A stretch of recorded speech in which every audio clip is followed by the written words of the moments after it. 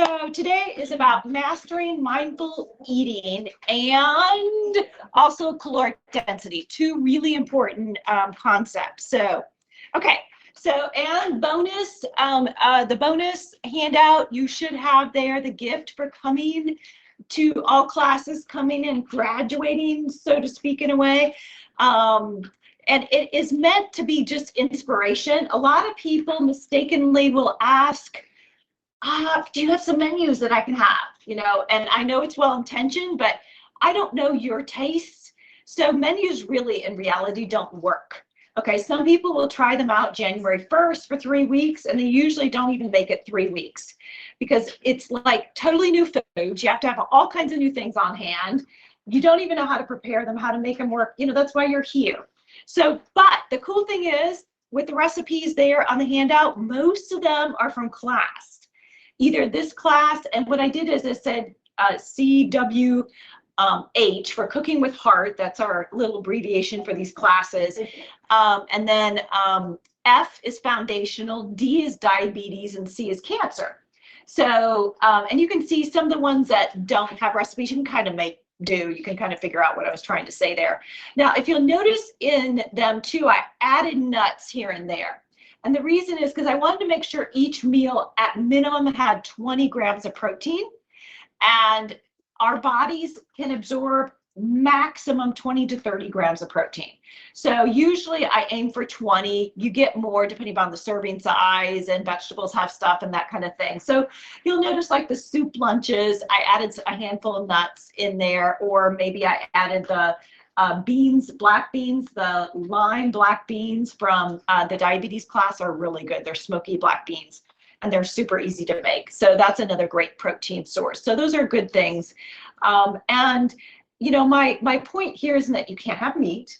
It's just that I want to show you some easy ways that you can eat plant-based. So that's never the goal. The goal is just to get in more plants because we know they offer a lot of gifts.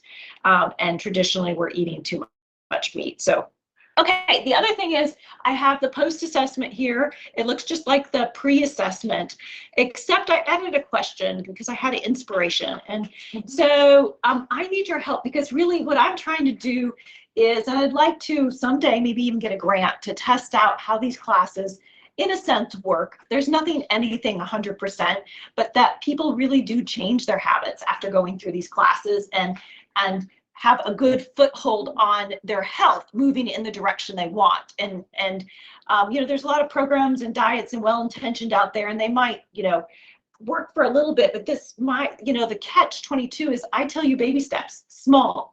And so you're not going to see drastic changes that a lot of programs will say, and you can drop 20 pounds. Well, yeah, you can, but we have research quite clearly that those participants in 6 months are going to be in a different place, really clearly. And I actually quit doing dietetics for a bit because I was so fed up. This was about 20 years ago. I was so fed up with the weight loss industry because they know what's happening. Like weight loss industry is an easy way. Okay. And they have the data to show that people don't sustain it, yet they don't publicize it and they act like they don't have it. And they got it. So, and they know their programs don't work long term. I know. I can't get it to work. I know. So we're going to be creative tonight. So with that. So yes. So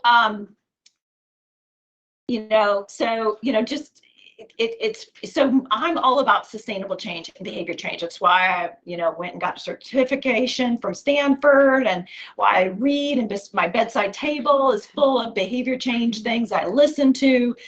But I'm trying to bridge the gap between like not throwing too much at you and just little by little enough. And I say a little prayer that what I share is what you need.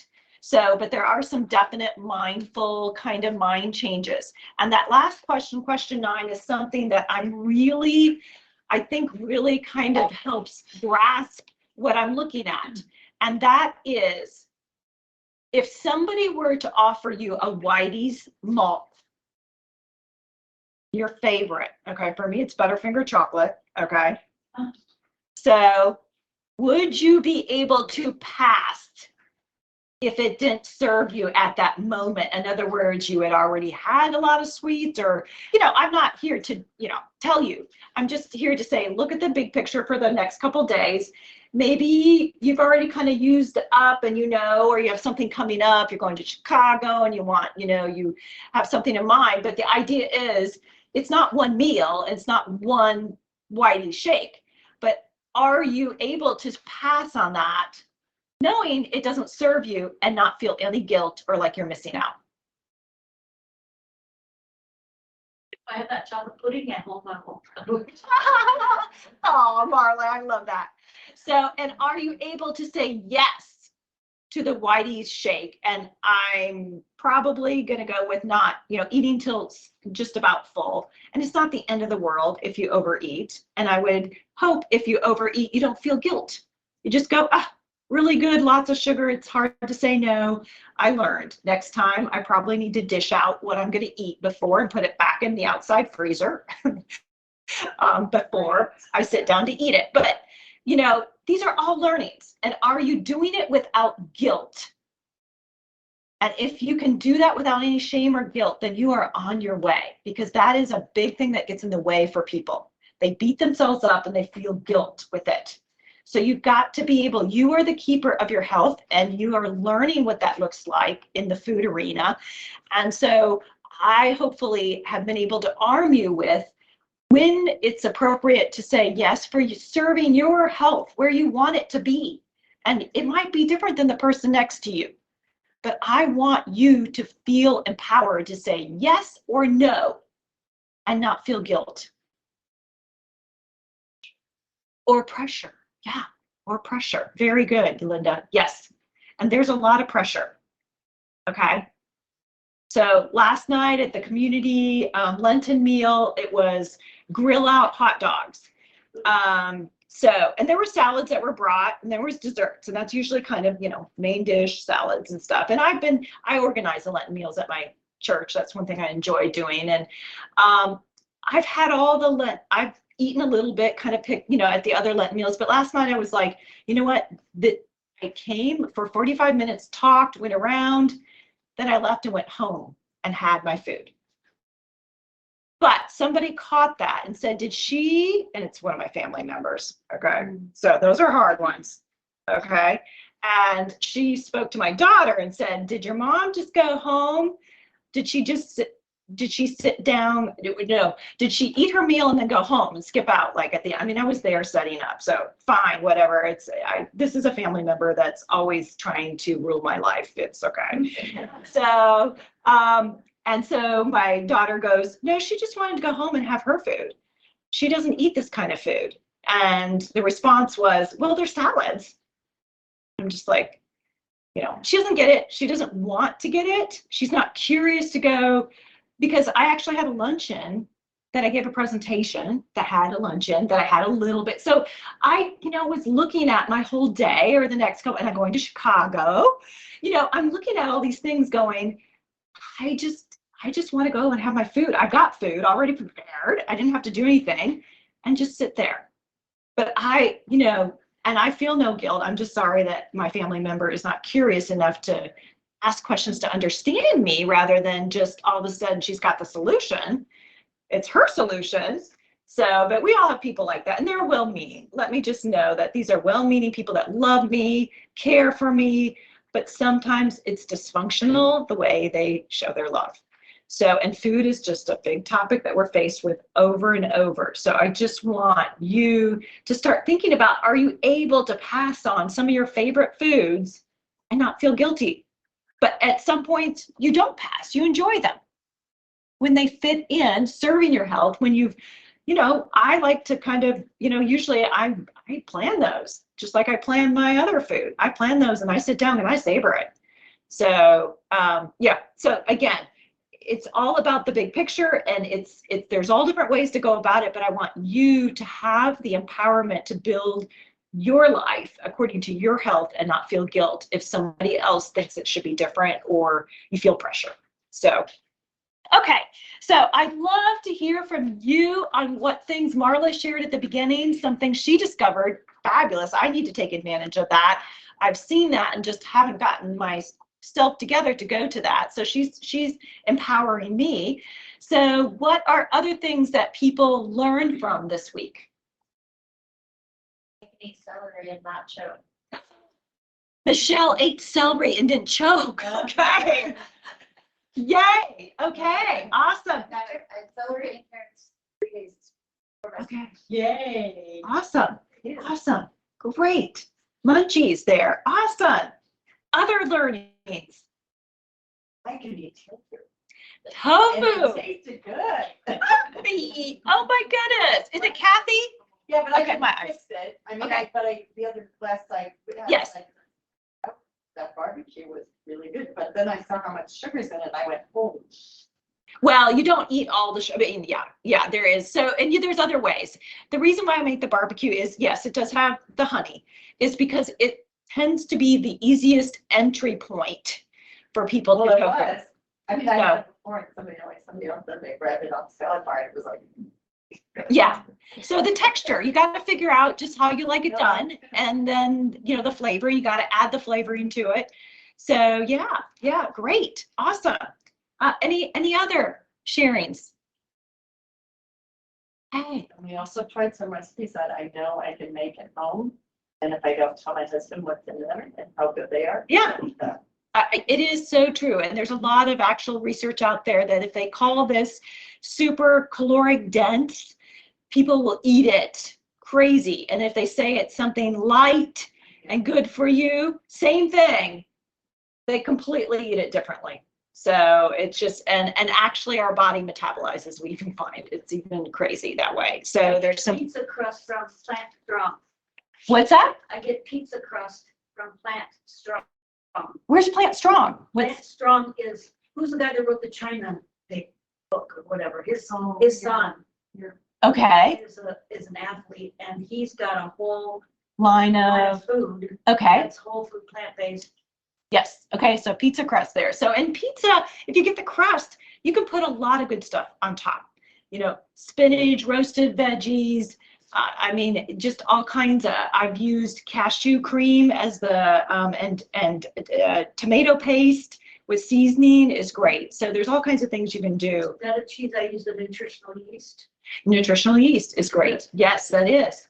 We tried, it's the frozen crumbled meat, that's the protein. Yes, Morningstar maybe. Yes. And there's a couple different brands out there. Yes. And just the crumbles, and that is really, Yes, tried crumbles. Awesome, guys. Okay, lots of stuff. Okay, let's hop to, now here's the tricky part, because I don't know that we're getting I'm going to share here, but I'm not sure it's going to share. It's not doing anything up there, is it? Okay, so I'm going to refer, let's see. I'm going to try to rely not too much on this, and I have my camera, over there that I can bring this so you can see a little bit what's going on. Trying to think if I could just even bring so I'll try and read from it so that and so you don't really have to see, because I know that's pretty small. So the quote is, to change our eating habits, we must learn to eat mindfully, be more aware of chewing and tasting what we eat so that our brain can register the incoming nutrients. So we're going to talk about this. So just a reminder why you're here. You're here, what brought you here, and maybe you've changed along the way, dropping cholesterol, blood pressure, weight. Those are things that often bring people into the class, but then when they get here, they're like, I really want to feel better. I want to do more. I can envision a different life, past 50. Now that I can feel this energy and feel younger. So this week I turned 57, and one of the cards that I got, somebody said, you were the only person that I know that can each year, she looks younger and younger. So now I don't know if I agree with that, but I am healthier and healthier every year. So I just keep integrating new things. I sustain what I have, but I also integrate more what I learn, what I know would probably serve me. So I'm finding more delicious recipes that I figure out how I can make in bulk and things like that. So, you know, what is it that you want out of life now that you've gotten the bug here? So, okay, caloric density, really important thing here. Caloric density is that you know, this is calories packed into a given weight of food. Now, normally when we make recipes, we do volume. So this is weight. So it's density. So it's a way of registering whether what we're eating in an easy to understand fashion, you will understand before you go, I promise, the calories, whether, you know, instead of calorie counting, this is really looking at the caloric density easily in a glance. It also looks at the nutrient density too, really easily. So it's easier to go towards your goal, whether it's losing weight, maintaining weight, and being healthy, or gaining weight and being healthy. So very easy. So how do I know if a food has high, low caloric density? Well, it's pretty simple. Is this in the, let me move this out. It's high in water, high in fiber, high in bulk. That's the three things we're looking for there for caloric density. It's a really easy, it's like a bargain. You're stretching your calories because you're getting fiber and nutrients in your calories. So, oh, I didn't know if you had a question there, Diane. So what foods are going to be really super low caloric dense, do you think? You know. Celery, lots of water, fiber, bulk, okay? So it's going to be your vegetables, non-starchy, okay? So you have a chart in there that we're going to refer to. It's kind of an ugly chart, but it's got all kinds of the foods there. So thinking about it, you know, vegetables are the lowest, and the highest is probably oil. And oil doesn't really have water in it too. Think about it. Okay, even though it's liquid, it doesn't have water. There are molecules that are liquid, but it's not water. So if we fry a food, is it going to increase or decrease the caloric density? Increase about 3.5 times. So if you take cauliflower and fry it, 3.5 times. Okay. So what about dehydrating dried fruit? Can increase it. Increases actually 5 times. Now, I'm not trying to say it's bad, but I'm just saying be aware that it's really high, dried fruit. So, okay, so let's do a little test here. So let me stop sharing real quick here. Come back to me. So, chocolate bar, okay? Apple. These both have the same calories, but they have different caloric density. Which one's higher caloric density? Chocolate bar, okay? This is lower, okay? So, baby carrots, I've got like a cup here and 3 cups here, okay? So, this one's lower calories than this one if you ate it all. What's the difference in caloric density? Nothing. Exactly. Same caloric density. And what I want you to start thinking about is eating and not paying attention to the calories, but more the caloric density. Okay? So I don't care if you eat all the apple, but I want you to eat the apple because which one is going to make you feel more satisfied? The apple or the chocolate bar? The apple. As far as physiologically, we all know if you've had a bad day, the chocolate bar would be nice. So, but physiologically, the apple is going to. So, okay. So I want to play a game. So, who would like to be my volunteer? Oh, come on, baby. Awesome. Okay. So we are here to learn. So I'm going to move this because you can't see me, Ken. You can't see us up here. Yes, come on over here. So you take out the knife there so we don't have that in the way. But what I want you to do, and you can ask for help from the audience, Okay. but I want you to take these foods and put them from lowest to highest caloric density. Ooh, where's my potato? I forgot my potato. So let's assume these are all the same weight. Of course, I didn't cut up the little potato and make it in a little container, but so we've got orange, we've got baby carrots, we've got Oreo, we've got, let's just pretend this is oatmeal made up, gunky oatmeal. And this is beans and oil and bread. So starting with the lowest caloric density, which one do you think? Now, what are the three things that we're looking for to tell us? Water, fiber, bulk.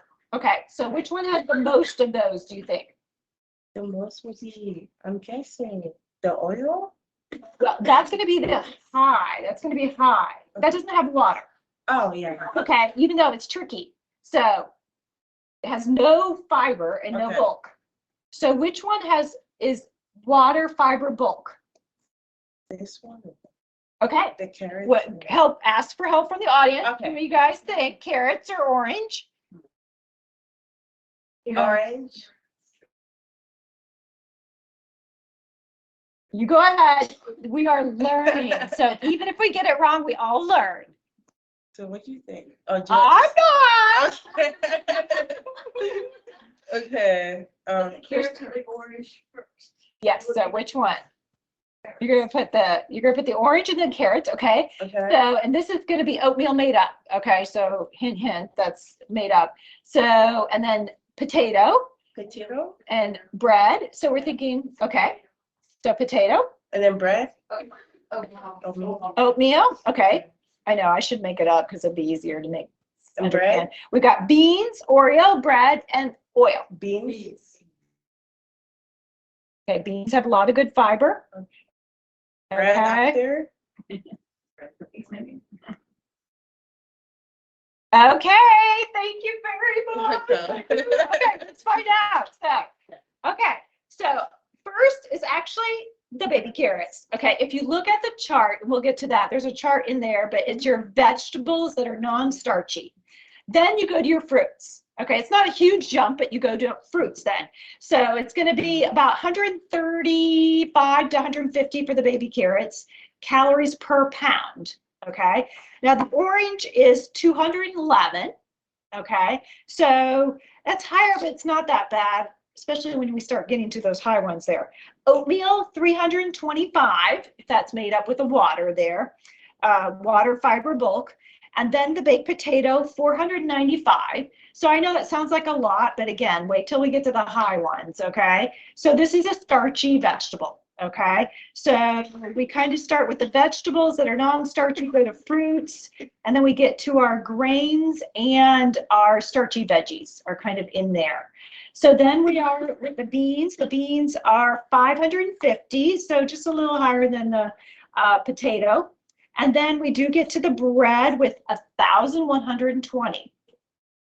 Okay, so bread is not really that low calorically dense. So, and then Oreos at a whopping 2,197. So remember, this was like 150 at most, 2,200 basically. And then we get up to 4,000 with our oil. Okay, now, of course, you know, I'm not saying no oil. The idea isn't that we always get just from here, and that's what we're going to talk about next, is how do we actually make a meal then? Yes. So, where's the bread? So there's a bread, I mean, there's lots of good breads out Yeah. there. But like Ezekiel bread or Uh-huh. all these has a high fiber or high protein bread. Yeah. Yeah. Would that maybe shift in place? It doesn't have the water. So it doesn't have the water. It does have the bulk. And, you know, breads, some are definitely better, but it's if you take the whole food, it's a lot from the whole food versus like a baked potato, the carrots and the oranges. I'm not trying to label it bad, but bread is pushed on us and it's become part of our, you know, make a sandwich more so than it's not something, I mean, I do avocado toast with what you're talking about, Ezekiel. That's a quick thing. I don't do it every week. You know, it's not because I'm going, oh, I shouldn't have that because it's toast, but I'm just saying it's not something that should be regularly incorporated, I think. So, quinoa, brown rice, those are far better kind of whole grains. So I would say the manufacturers have helped a lot with breakfast cereals and bread to make those part of our daily, and I know there's homemade breads, but you also do millet when you do that. And, if you enjoy that, that's fine, but I would not have somebody have breakfast as their bread, like have a toast every single day. I've gone years ago, Yeah, a few days and to a loaf of bread lasting 2 weeks longer, right. So you, in one piece. Exactly. And, like you say, with avocado and maybe some blueberries and yes. real maple sort of drizzle that out, as an occasional. And that's really the key thing, is it bread, butter, and jelly? No. Okay. So you want to make sure what you have on top there, just like the tortilla, we want to always make sure we're filling it with things that are really helping our health.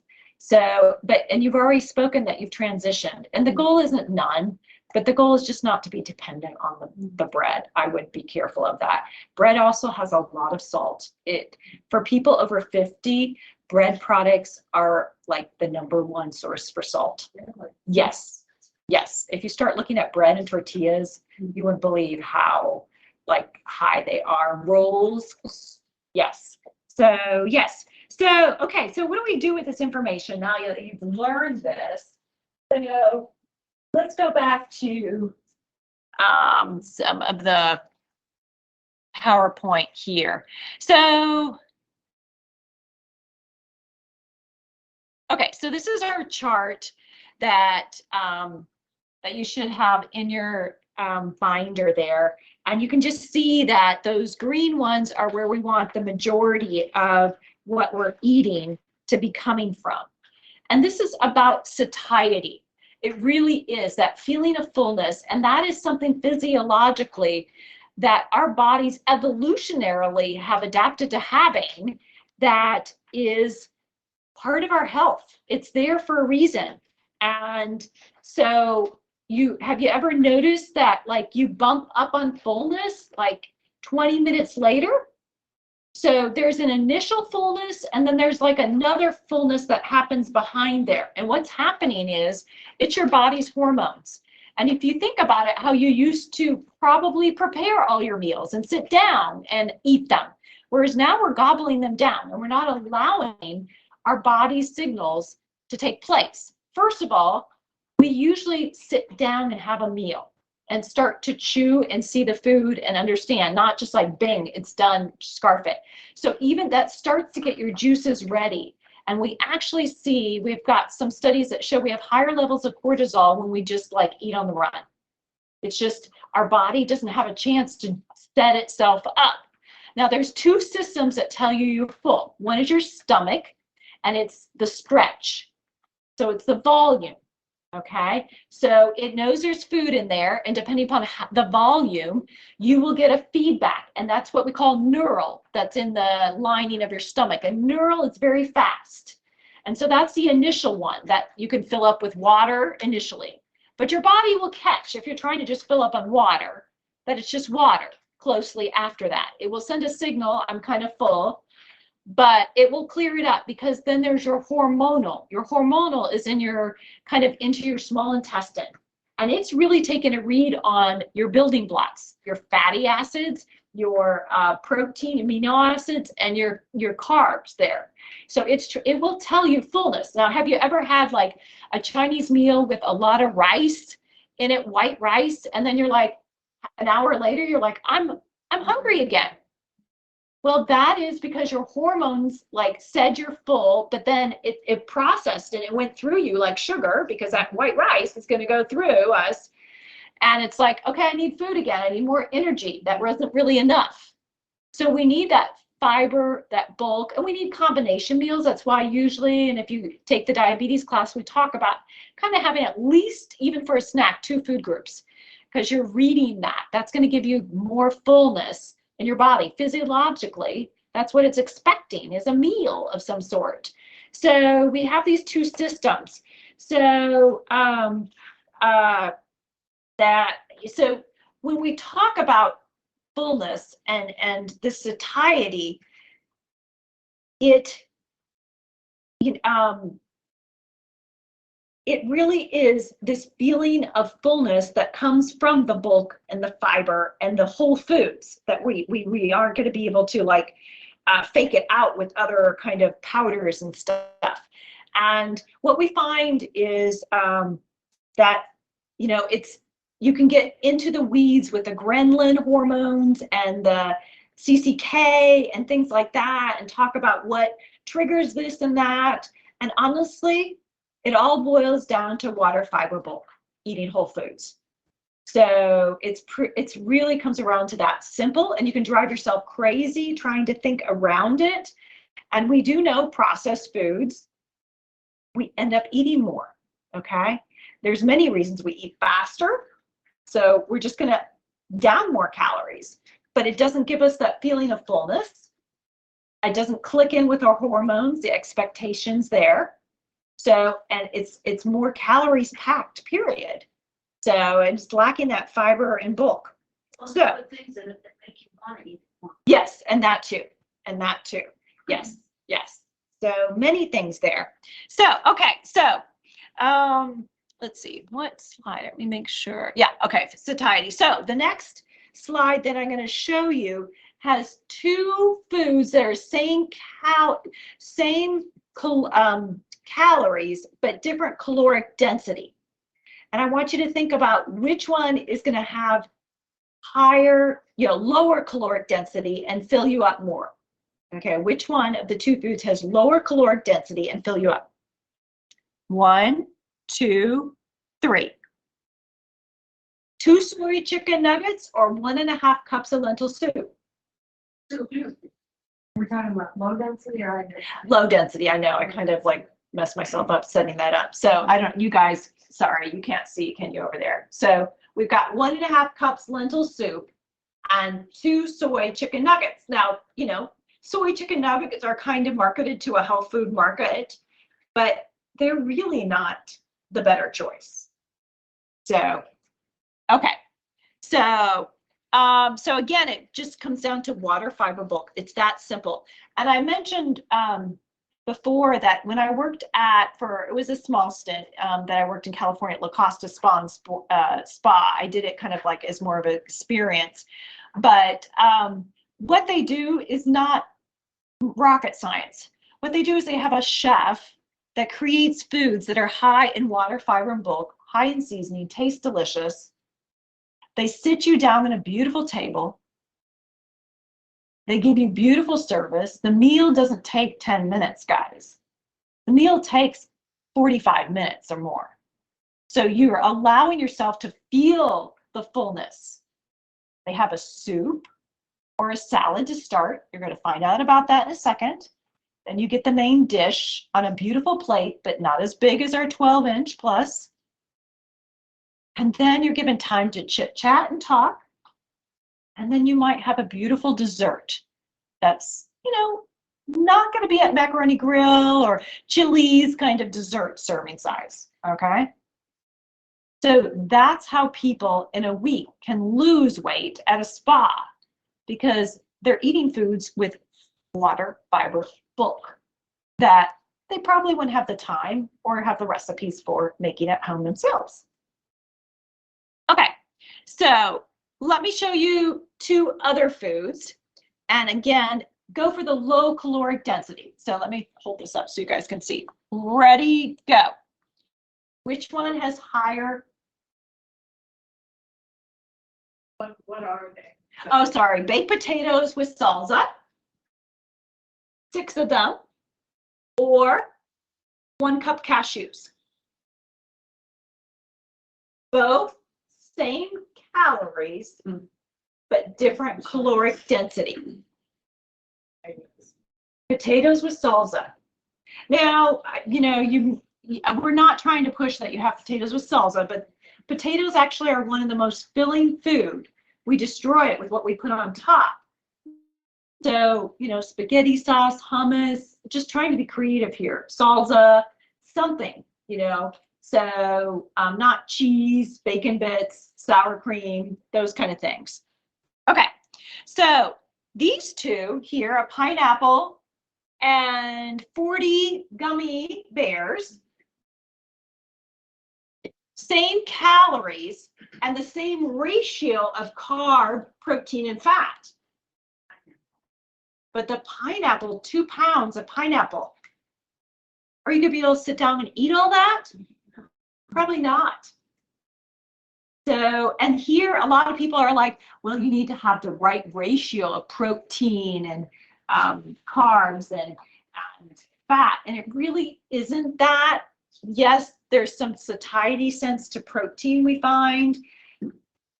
That's somewhat why the keto is been successful, but fiber, water, and bulk also, whole foods also are very satisfying, and they give you an energy like this.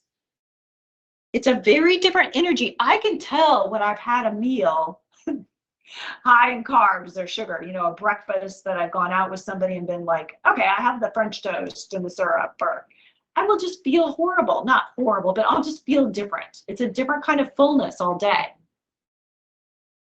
Okay, so again, here are the, here's the chart. And what we know from, if you want to know some numbers, I don't want you to get into the weeds with the numbers here. And actually, you can't, for the most part, find charts online. I've tried that before for these foods. But for short on my notes, that's fine. So for health, the World Health Organization says about 550 is the caloric density of what you're eating if you average everything out. Okay, remember the baby carrots were like 150 and the baked potato 595. So if you average it out to 550, that is optimal health. And you are going to probably find creeping weight gain when you get to 600, 700. And you're definitely going to be gaining weight at 800. And you lose weight at 500. Okay. Now we do find like weight loss, of course, is highest if we're doing a lot of the non-starchy vegetables and a little bit of fruit, of course. Okay. So, but that's not what we're recommending, because that's not how you want to be eating. Okay. I'm a big advocate of get yourself paying attention to your satiety, start eating the way you want to eat, and let your body figure out what's a healthy weight. And there's a lot of research saying we don't even know. These BMI charts are just very close to useless in some cases. So we really need to look more closely at other parameters, okay? So like your blood pressure, like how you're feeling, like your energy level, like your blood lipids, you know, things like that are much better. Your A1, your hemoglobin A1Cs. So now for health, we really advocate that you pretty much stay in the 5 that are on green there, and just take a little bit like the fish there and a little bit of oil and things like that. But that you're primarily taking from those first 5 food groups in that chart. So let's get together and see what that looks like. So a very easy way is to dilute your high density foods with low density foods. Okay, so do a ratio that's less than 1 to 1. In other words, not half a cup of oil and half a cup of spinach. You want to get a higher ratio of the vegetables. So let's try this out. I've got 4 cups of brown pasta, so whole wheat pasta. If I want to lower the caloric density, right now it's 563, so we're right around health. But if I want to lose weight, and I guess you're not going to eat 4 cups of just pasta. But what do I do to bring the caloric density down? What's something I could do? Yes. If I add 1 cup to the 3, it goes down to 422. You want to see what happens when we go down to 2, half and half? 350. Now, again, I'm not saying eat half a cup, 2 cups of pasta and 2 cups of broccoli, but this is, in a sense, how you can work your meals. So what is that going to look like? So first, eating foods with lower caloric density. That's great for your blood sugar, first of all. Eating those foods that have fiber, water, and bulk. You're going to create that traffic jam that's going to create so that your foods behind there are going to have a slow release. You're going to start feeling fuller sooner so that you're going to end up paying attention and not overeating. So that is going to be a salad or soup.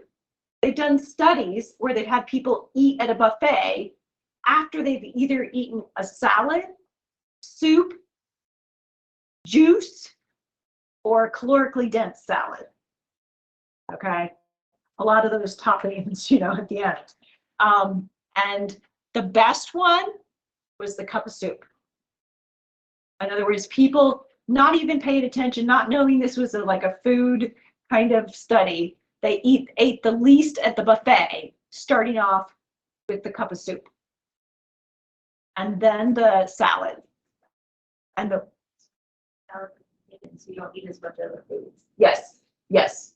And those are strategies to put the salads at the beginning. And Google actually, I don't have time to go into, but Google has architecture because they want their employees to be healthy and they want to make it easy. So they do things like have the water at the beginning, have the salads at the beginning, and they not hide, but they put it further. And they even have snack room break rooms on their floors where they have dark coverings for the pops.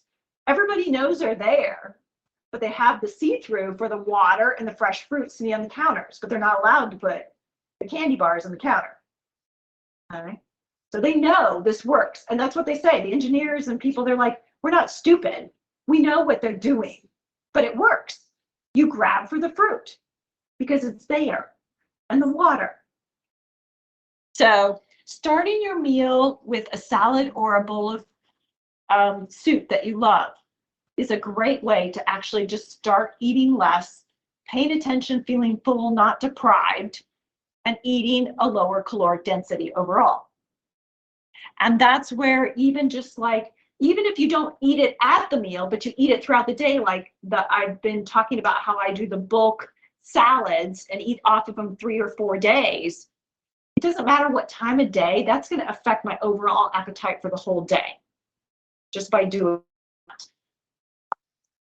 Okay, so if you want to look at actually building a meal, so you want to ask yourself first, what am I having?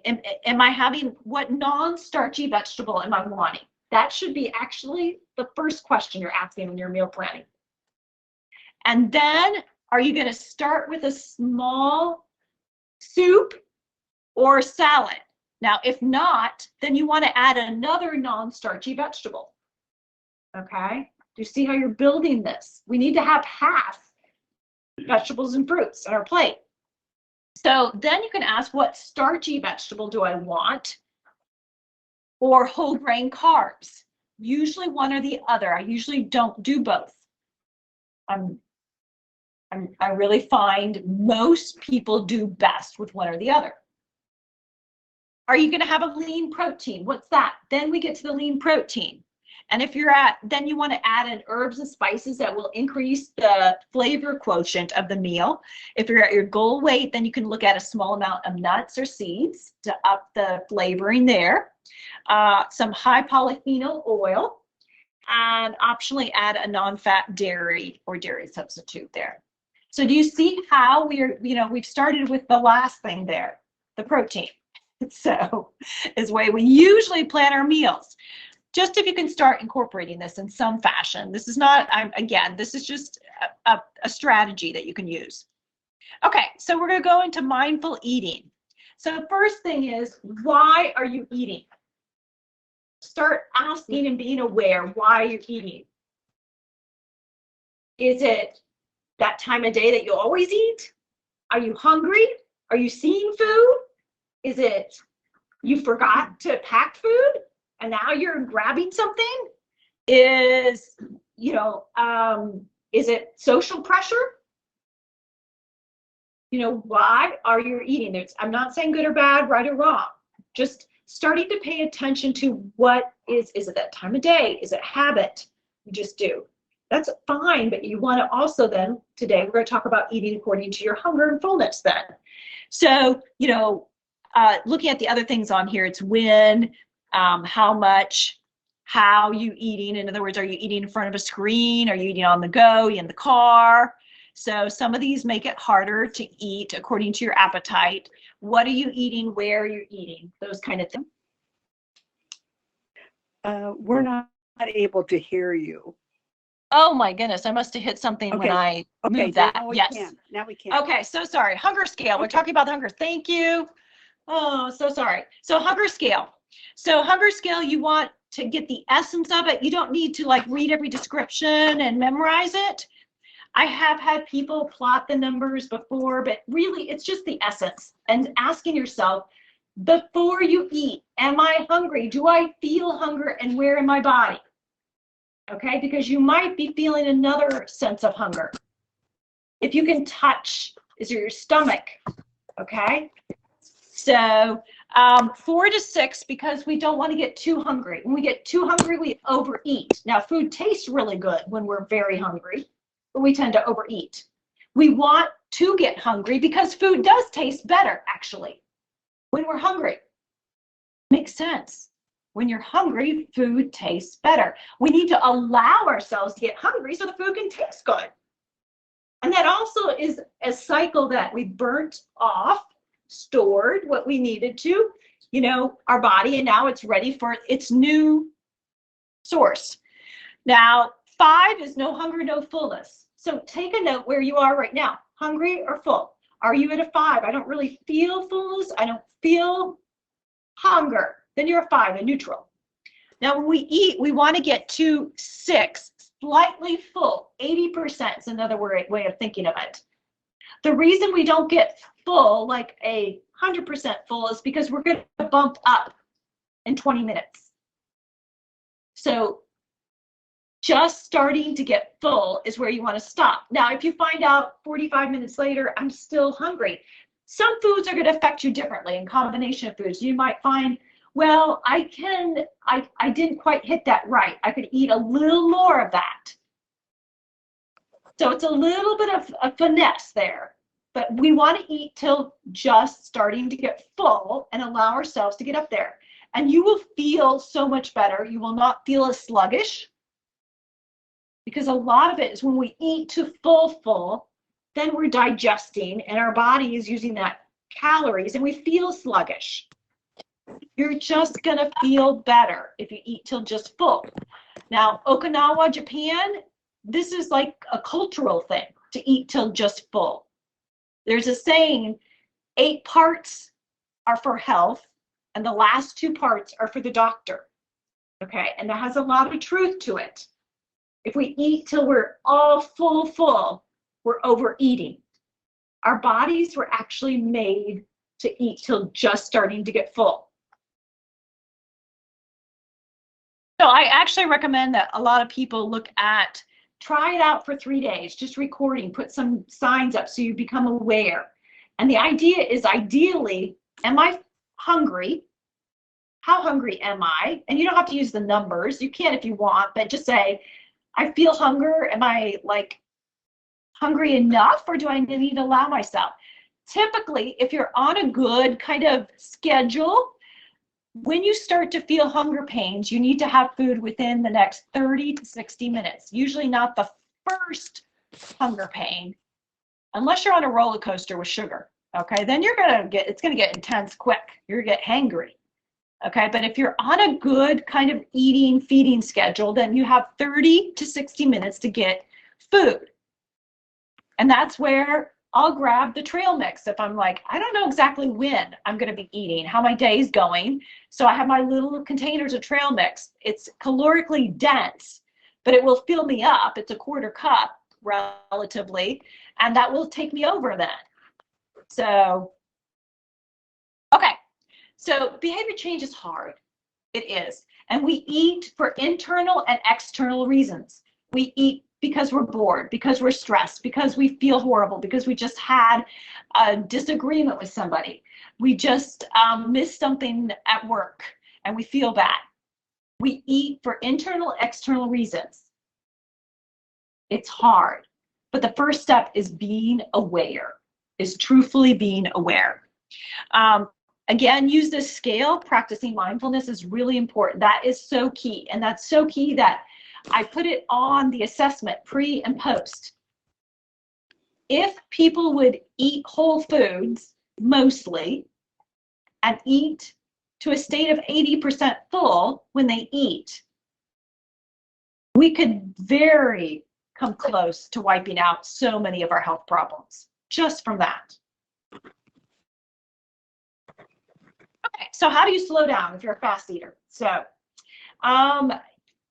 paying attention, slowing down. I think that is like some cultures do sit down and, you know, have a meal, and we used to here in the US, but we've gotten away from that. It's almost like we want to just like give an injection instead of sitting down and eating, you know, like if we could skip eating, I think, you know, that would be a thing. So, but there's a lot of benefits to eating. It's that sitting down, our bodies are made to have that time to sit down and enjoy it. And we're going to enjoy it in just a second. But slowing down is hard if you're not used to it. So a couple kind of hacks or tricks or tips. You can put your put your fork down or spoon down between each bite. You can take a sip of water between each. Another thing that works really well is to dish out what you think is appropriate for your hunger at that point, and divide it in half and eat half. And then stop, put your fork down and say, how hungry am I? Am I still hungry? Okay, if I'm still hungry, then divide what's left in half and eat half that. This will help you slow down and pay attention.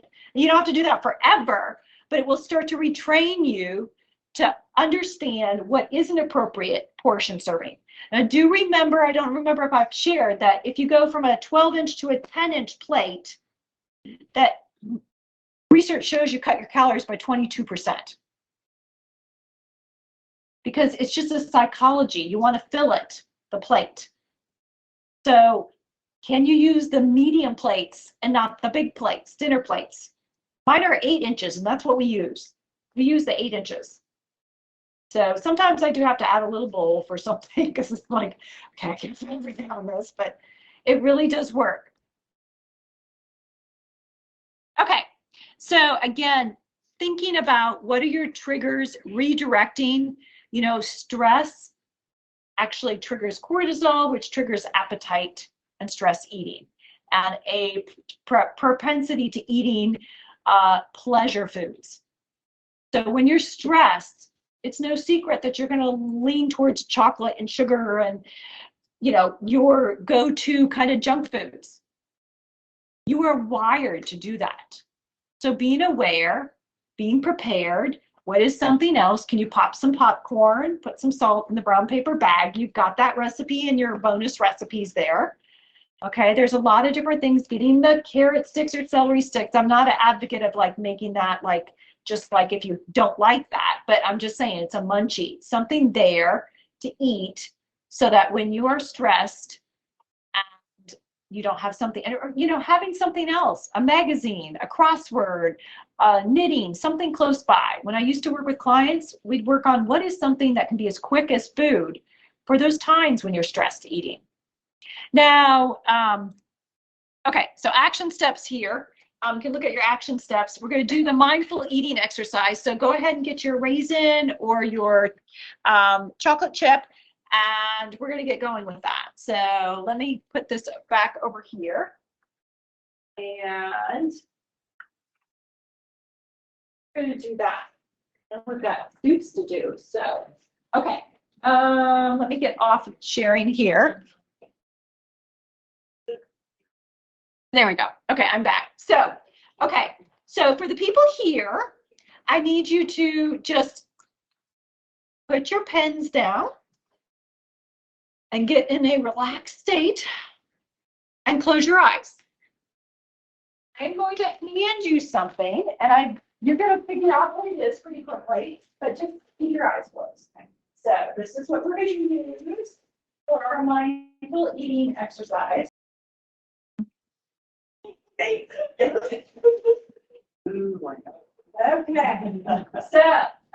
So those at home, hopefully you have your two chocolate chips or your two raisins. So no opening your eyes for those here.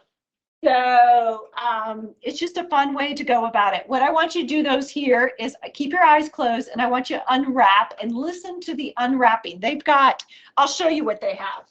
So if their eyes are supposed to be closed. So this is what they have. Okay. So they got one of those. So you just just go ahead and feel your chocolate chip or your raisin. So go ahead and unwrap it, and then go ahead, don't take a bite, but take it up to your nose. Keep your eyes closed and just bring it down and smell it. And just think of the memories that come with it. Okay. So no eating yet. Now here's what when I eat, there's three kind of different kind of connections I like to make with the food. First is just think about how the food got there and what growing happened, what transportation around the world happened, what kind of magic in the kitchen happened for it. I just like to have some appreciation for the food that we are offered and able to eat.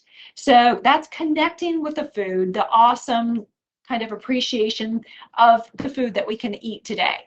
The second thing that I want you to connect with as you're just there with your eyes closed is thinking about your hunger. This is the physiological. Are you hungry right now? Do you feel, where is that? Now, I know that for some of you might sound odd, but when we are not physiologically hungry, we will have sensations in our throat, in our back that we're misdiagnosing as hunger. So make sure it's your stomach that you're feeling the hunger pains coming from. So so you've connected with your hunger. Now it's time for pleasure, because you're meant to enjoy food. So I want you to go ahead with your eyes closed still. I want you to take up your food item to your mouth and just take a small bite, and don't swallow. Just let it sit on the tongue. Now, if you've got the chocolate chip or the raisin, just let it sit on the tongue, one whole one, and just kind of twirl it around. It's probably going to melt if it's chocolate. It's going to get softer if it's the raisin.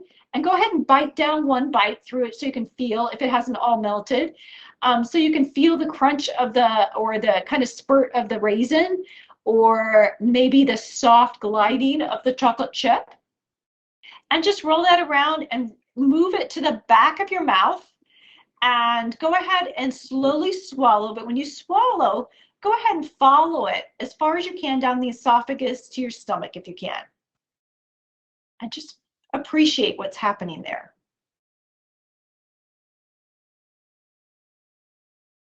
Now, I want you to go ahead and open your eyes. Quite obviously, you know what you have. So now for those at home, you have one still left. So I want you to take the one that you're left, and I want you guys here just to go ahead, pop in, take one bite. You don't pop your whole thing. Just take a bite and then swallow. Just swallow quickly. Boom. Okay, and those at home, take your raisin or your what else do we have? Sorry, chocolate chip, and just swallow it. Don't choke though. If you have to bite it, you can bite it. So, okay. So obviously the first way is more mindful eating, savoring the food. The second way is what we're really, in reality, many of us are doing. It's just like down, and we don't even it's gone. We just went right back. So tell me what you noticed the difference between the first and second. You can taste it, Michelle said. Coated the inside of the mouth. Coated your inside of your mouth, Mark. Yeah, felt better. Yeah. Which one did you really feel the sense, the enjoyment from the food? The first one. Food is meant to be enjoyed, and we're missing out so much of the time. Maybe not all the time, but the point is, these are 3 ways that we can connect with the food, slow down. And these are, when we eat, we have these gifts available to us at all times. Sorry, Helen, I forgot that you're not eating, so I just realized. So that's okay. So you can do this at home. So at a later time. So, but, so it's a really good way to just remind yourself that these are gifts waiting to be enjoyed.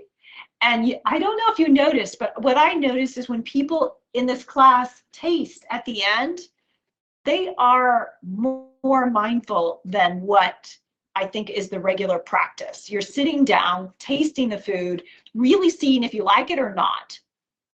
And I think you'd be surprised, but I challenge you to do that with your food throughout the week, even the foods that you know are maybe not kind of ones that I'd encourage, because you might find you'll be disappointed in how they taste.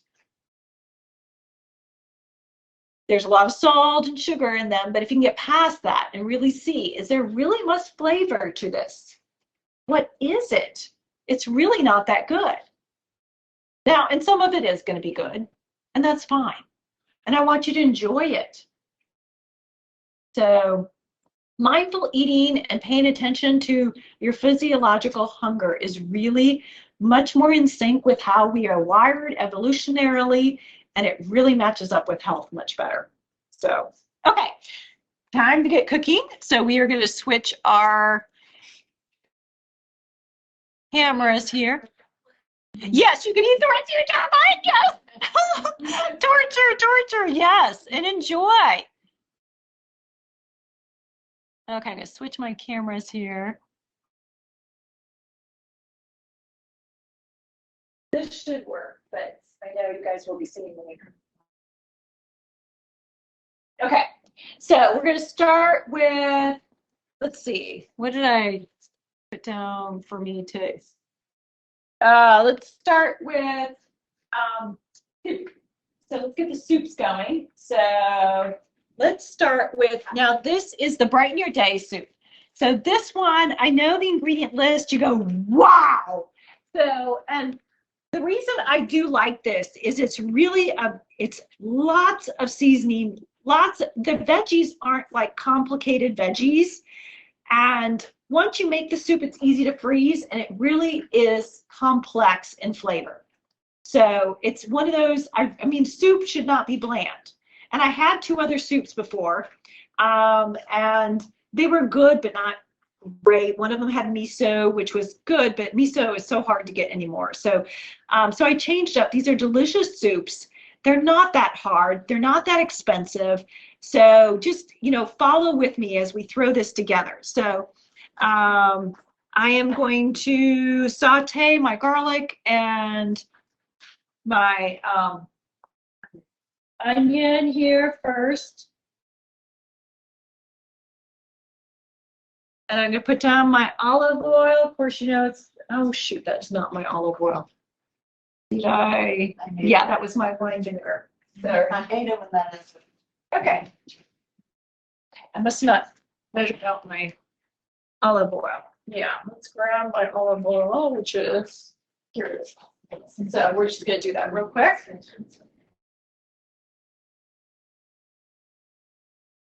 Okay, so there we go. Get our onion going, and then we'll do our garlic. And okay, so let's see. Yes, get this ready. Let me see what I need to grab. Okay, wine. You don't have to do wine, but it's really a nice touch, and it's not expensive. And you know, you can save it for cooking. Somebody did say you can get the little bottles. So I'm sure you can get this in a little bottle. This is a popular kind of, everybody likes this kind of wine. So you can get a small one if you don't drink wine. So we are going to add it though. I mean, I've thought about substituting. Shoot.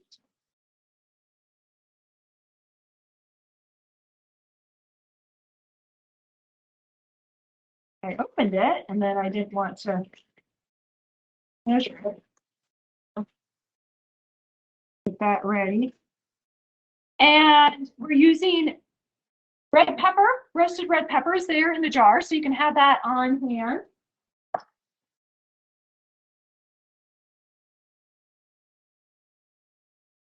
Okay, let's get that going there. That's probably pretty good. Let's add our garlic real quick. In the center, we're doing an a well clearing out.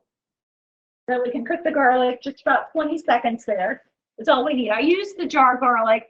I do love raw garlic, but I've been using more jar garlic just to go quicker. Don't feel guilty. We've got lots of veggies in here. So we're getting lots of plant benefit. So 20 seconds, we're gonna mix that in. So next we're gonna add then a lot of things, the salt, pepper, oregano, red pepper. So we've got this, a little bit of salt, a little bit of pepper.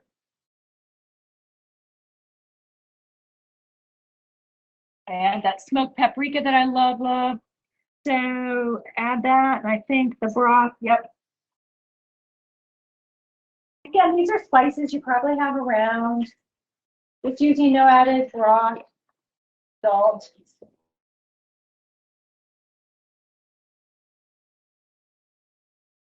Here, it's pretty much just adding everything. So we're just going to add in then the frozen vegetables, canned tomatoes here, no added salt. Remember, we saved 400 or 200 for the tomatoes and 400 for the beans. So here's the beans. I already rinsed them, the chickpeas. So we've got the roasted red pepper. It's already chopped up. Let me go get the frozen veggies here.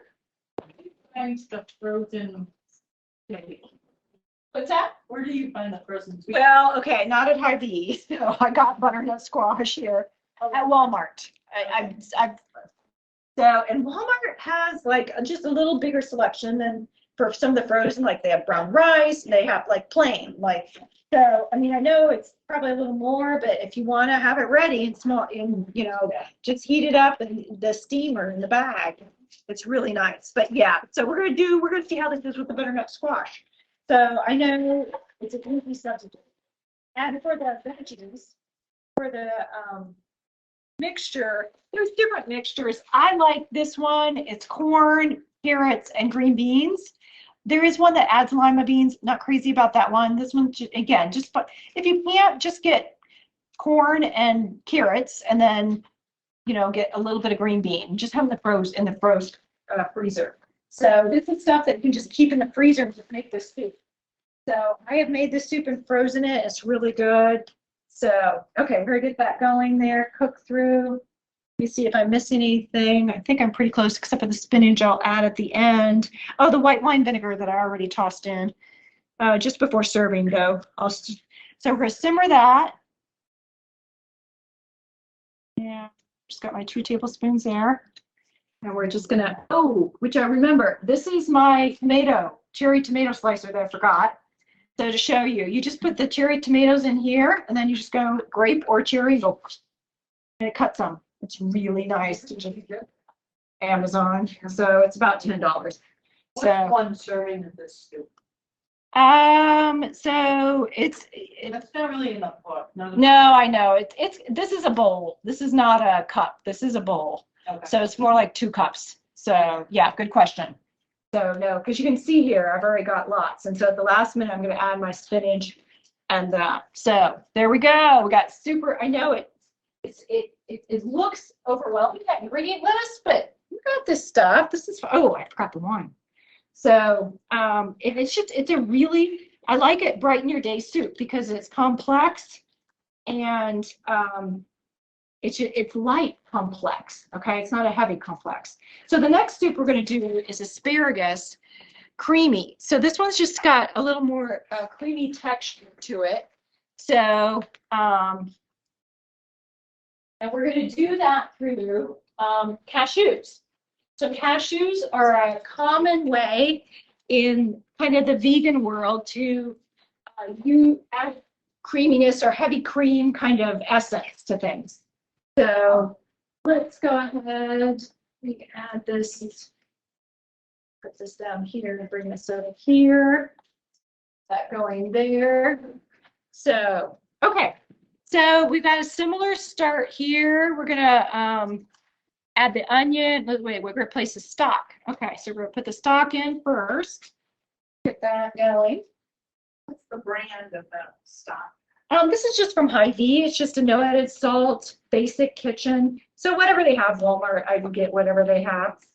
So, All these foods. Do they? Okay. No, so Aldi's. Yeah. So definitely good pricing at Aldi's.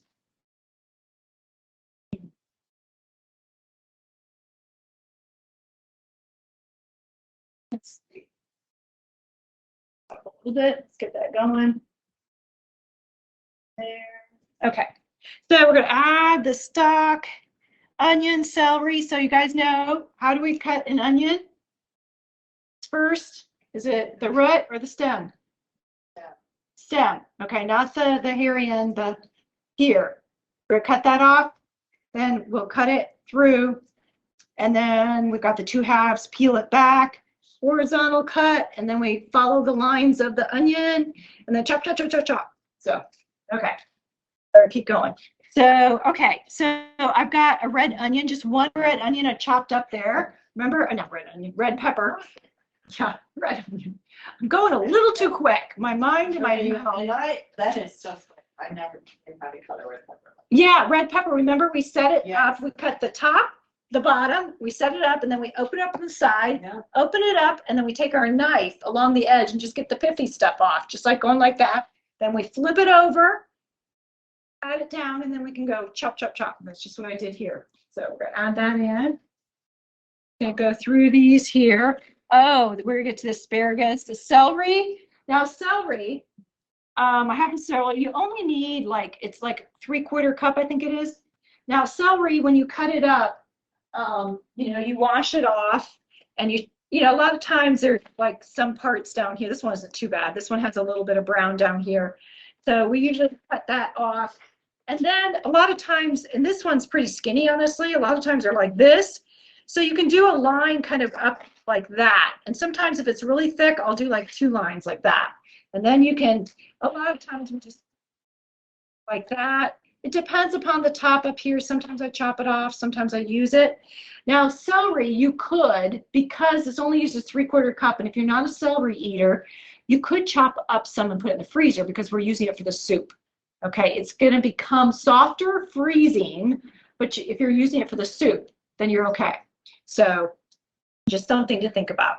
So, okay, we've got celery in there that adds some fiber to it. And then the cashews. Has anybody used cashews before?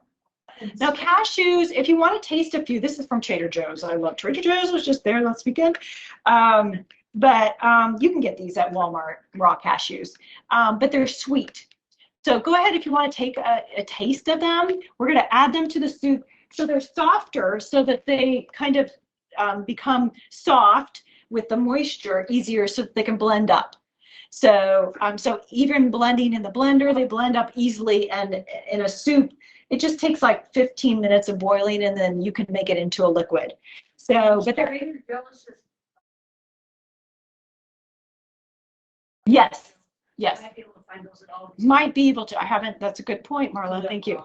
So yeah, raw cashews I used. You can roast them. You'll see in the recipe. I usually don't do that because I don't have the time. But roasting does bring out the oil, brings out a little more flavor. It is a nice touch. If I was serving it for guests, I probably would take that stuff. So, but tonight you're gonna get it without, so you'll know what it tastes like without. So, nope. Nope. So yeah. Added garlic. I'm adding, let's see, salt and pepper and red pepper flakes.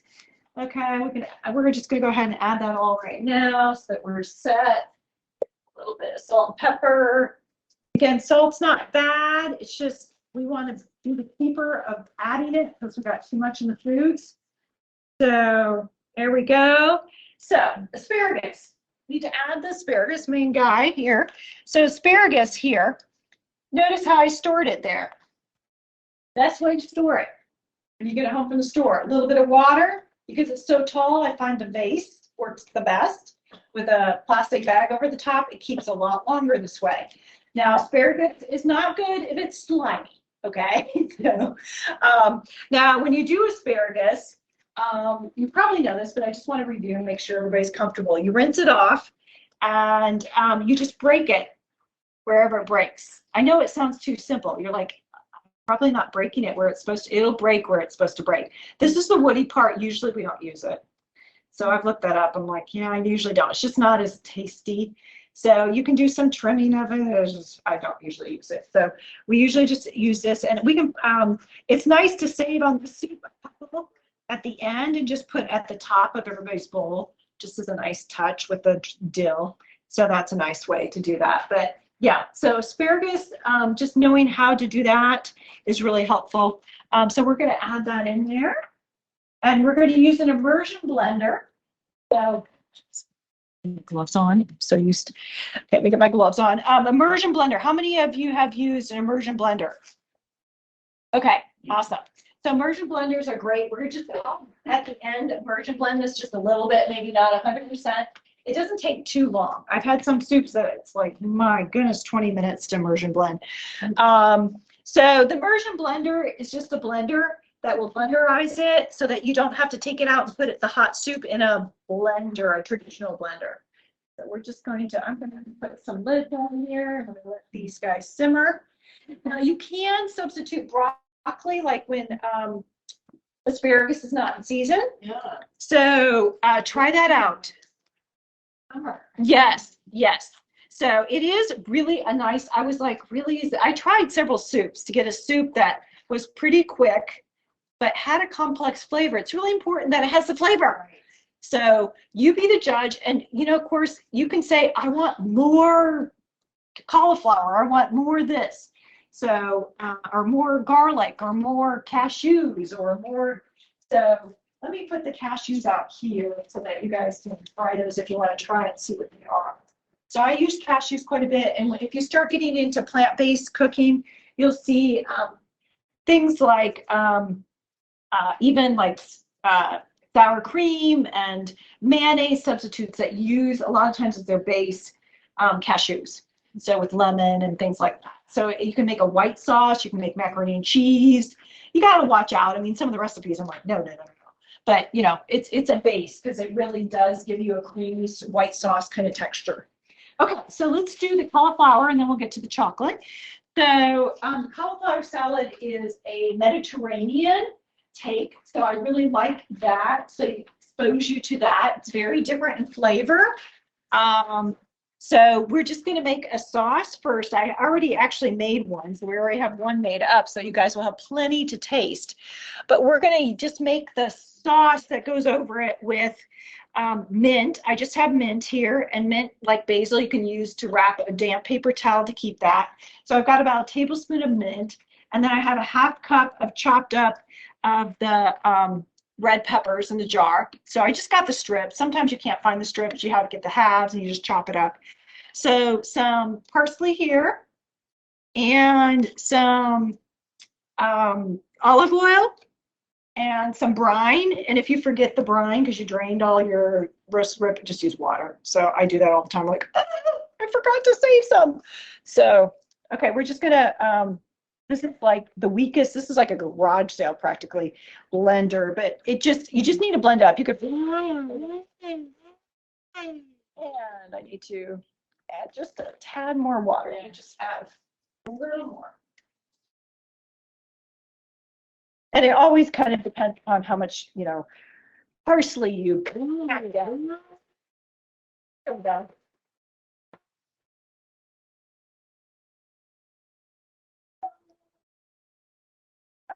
So there is, it's like a burnt orange color there. So that's the sauce. So let me get, so I blanched the cauliflower. So this is, you can put this in any pan, small or bigger. It's really nice. Blanching is where we destroy the enzymes that make it kind of rot quicker. And also the bitterness is taken off somewhat. It's milder, and it's a little softer in texture. So it's still got crispness to it. So when we put it in ice cold water, the blanching stops it. So we've got that here. Now cauliflower, I just real quickly want to show you how to cut it. So I'll just real quickly, I know we're like out of time, but okay, so you guys confident that you can cut a cauliflower in 30 seconds or less? No. Okay, let's do it in 20. Okay, you ready? On your mark, get set, go. Half, and then half. So we're in quarters. Now you're looking for, there's like kind of like, well, this is not showing me a triangle like this. There should be like a little bit of it going up to a thin, but we're just going to make it work and kind of take the knife around that core there so that we're left with the florets there. So you're looking for, just like in a cabbage, kind of, it should have been like a triangle, but not quite working with me there. So we just do half, half here. This is a little more like a triangle. So we've got the florets there. You can see there, that's kind of the triangle I'm looking for. So I can start here and just go thicker at the bottom there. And if you want to take off a little more, you know, kind of do a V cut in there. And sometimes there are V cuts, you know, you can do a V cut to get off more of that stem and then break it up and then just cut it into smaller pieces. So it should be easy. Okay, we're just trying to get off that big core there and get it into florets. You know, it's going to be a little different each time, but that's the general gist of it. So, okay, so we've got the blanched cauliflower. So we've got our sauce. So we're going to add Kalamata olives here.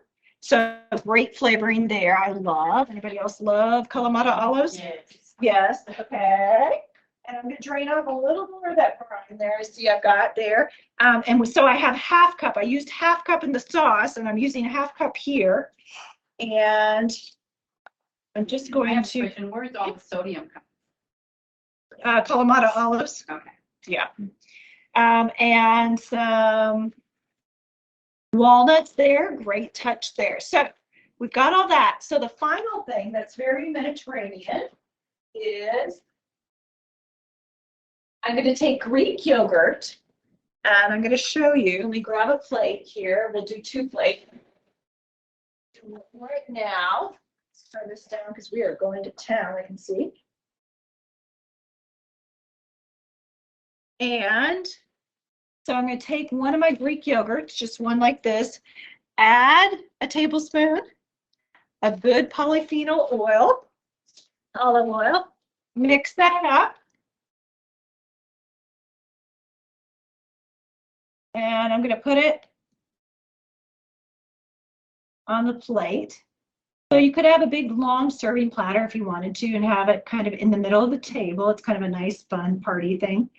So, and then I'm going to, what I like to do is just take this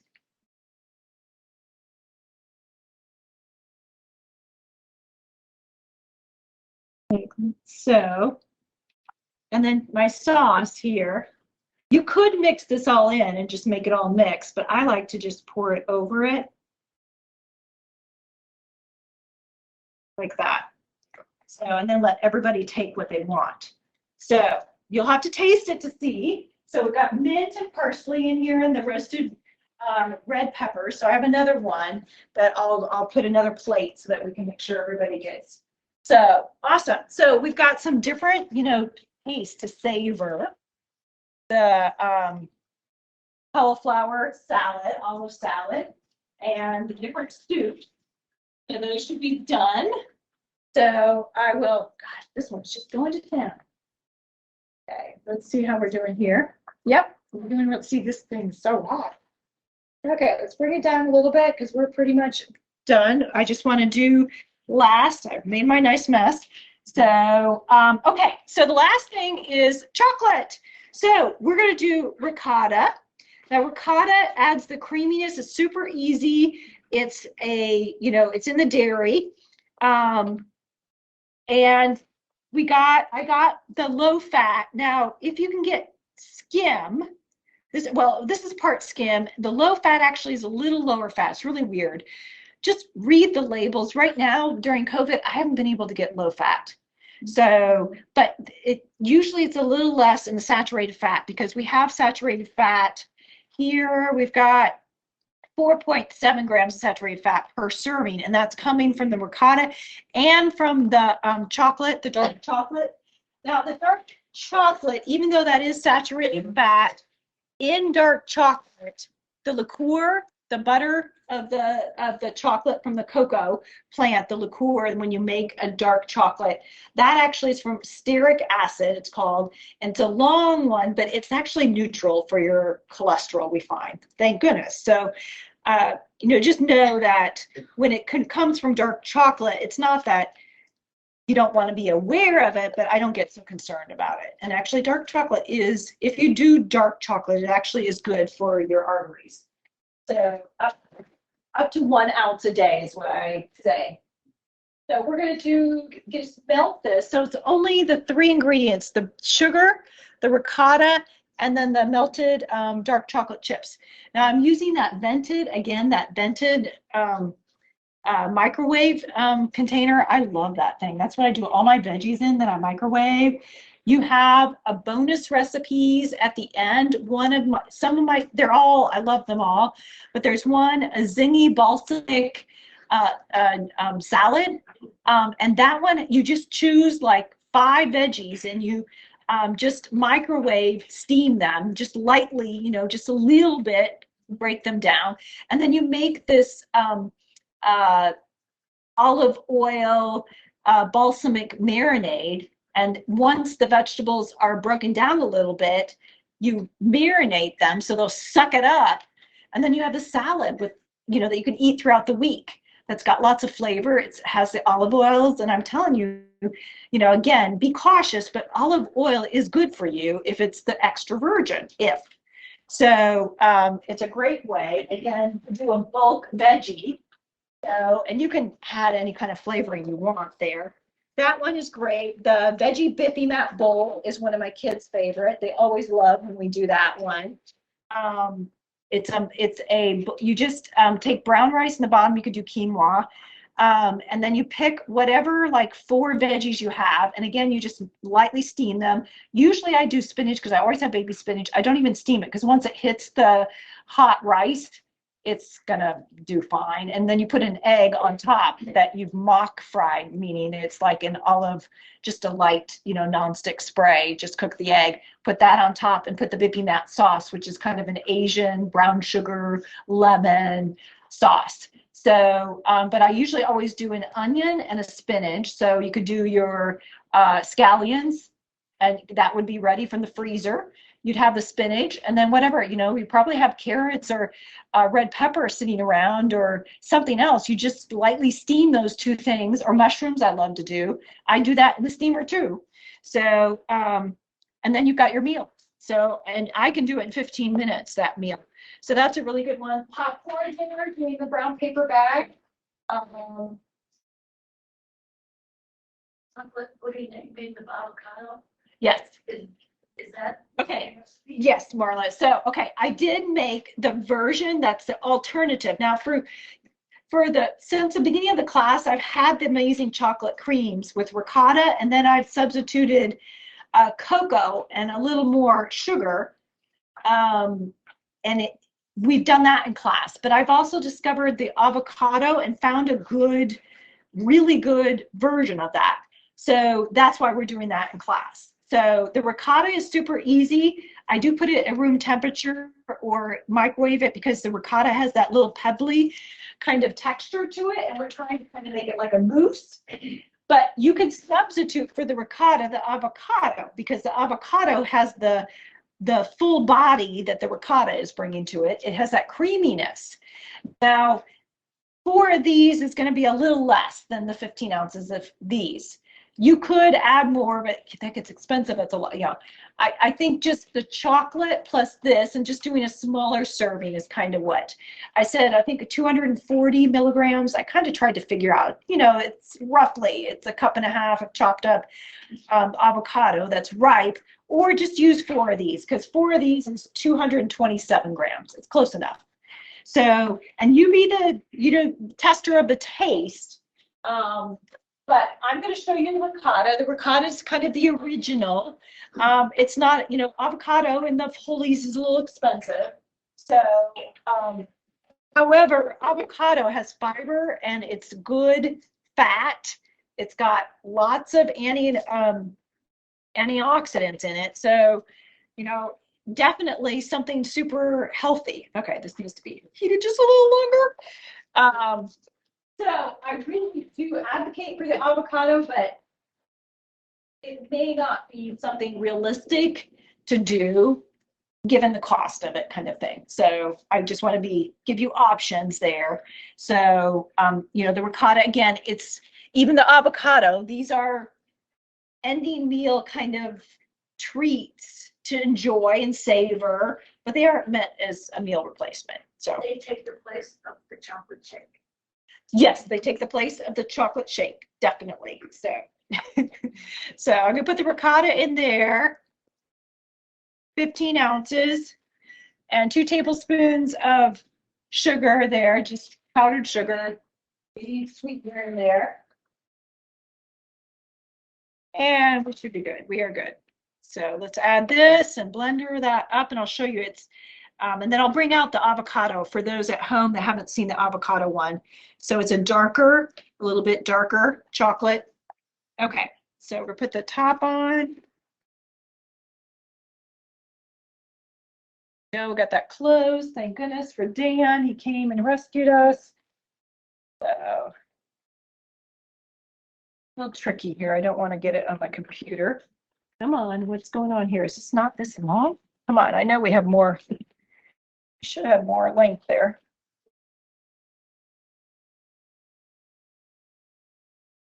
Oh, please don't. Okay. Maybe I'm not supposed to like this and then like this. Okay, there we go. Okay. You have the foundation, you've got it. So, if things aren't going wrong, you're not on the right path. Okay. This is something that things are going to go unexpected surprises and unexpected disappointments. So you just keep going like anything in life, and it's got golden gifts. So you've got the foundation, continue on. We do, you're welcome to repeat, do the class again. You're welcome to take another class. We have 3 different series. I have the diabetes one starting in April, and May I'll be doing this one again. And the cancer one is also a great one if you want to prevent cancer. My mom's had 5 cancers, so that is part of my mission, is to help people with cancer. So, and spread the word. And, if I've had people come back through and invite somebody, a mom or a sister, or, you've got to it's ideal to get your community on board. And I know it's hard. Some of you may have people at home that are like, nope, they're not going to be there. Okay. But, do what you need to do to get the support you need. We do have a Facebook group. We call it Cooking with Heart for Champions. And it's not really filled with like recipes. You're welcome to share, but it's a place where just, post motivational quotes, where if you are stuck and you need a product, you post it and other people will share. I might jump in, but for the most part, I like others to share, because that's what we want happening. Okay. We want you having your community that helps you. So, and lastly, these classes are free. They're supported by the foundation. If you feel so inspired, I think you do have at the end an envelope. You can also do an online donation. I'll send you an email about that. But, these classes originally were like $150. We started the first time because we kind of worked out how much it costs for, the prep time and for the ingredients and that kind of thing. And then we went to $99, and then we decided, if we really want to make a dent in the community, we've got to make this free and just offer it as often as possible. So, if even a $10, dollar donation really helps, and it shows that this had, value to you. So, think about it, consider it. Totally no pressure, but this is something the foundation supports, these classes, in order to raise the health of the community. So please use the bonus recipes. Please make notes all over the recipes. Not all of them I know work for you, but hopefully you found a couple that you can add into your rotation. And that's the process. It's taken me years and years to really fill my schedule with things that I love. Now my kids may not be so crazy about some of them, but that's okay. Okay, I'm hopefully pointing them in the process. Most all of them do kind of experiment in the kitchen with some different things that I'm used to or going to probably incorporate into my menu, but that's okay. they're there doing their journey. So thank you so much for your valuable time. I know we went over here. So I am going to get things set up, finish with my spinach and my dill and my wine vinegar there. And I'm going to get out, let me get out my avocado. So you'll see the difference here. We did have a little accident with the blender, but it is less. You can see that's less. But I just say take a smaller and just like a mousse, just, you know, oof, yum, savor each bite. So it's a darker color because of avocado.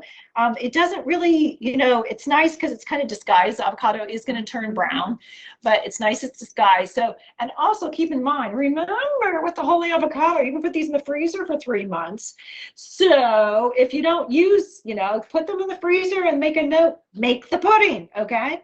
So it's a great thing to do with those. So thank you so much. I hope that you're going away feeling empowered in the kitchen now.